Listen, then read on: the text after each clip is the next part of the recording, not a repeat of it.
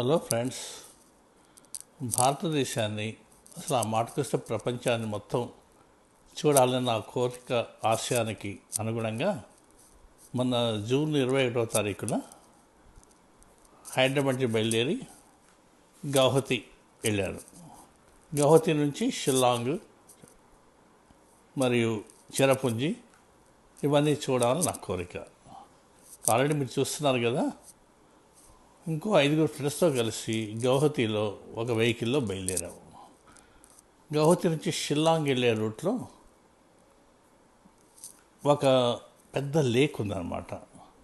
ఆ లేక్ చాలా బాగుంది.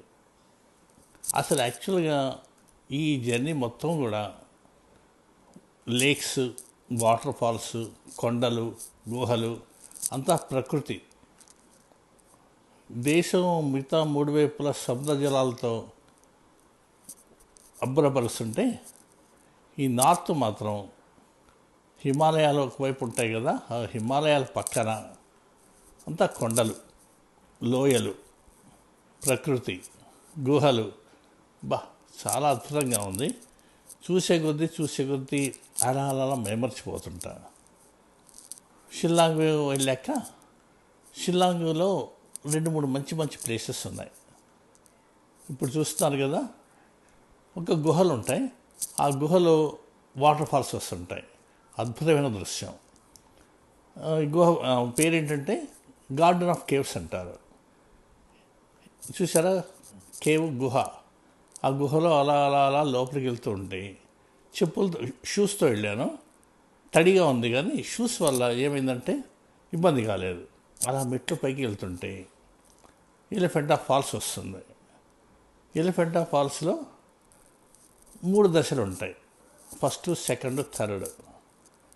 ఆ 3 దశల్లో కూడా వాటర్ ఫాల్స్ ఎక్కడ పట్టినా అక్కడ వాటర్ ఫాల్స్. దశ తిరిగే కొద్దీ సెకండ్, థర్డ్ స్టేజ్కి వెళ్తే వాటర్ ఫాల్స్ చాలా దగ్గరగా మనం ఎంజాయ్ చేస్తాం అన్నమాట. అలా తిరుగుతూ వెళ్ళాక ఇది చూసారా, ఇది గార్డెన్ ఆఫ్ కేవ్స్ అంటారు ఇప్పుడు మీరు చూస్తున్నది.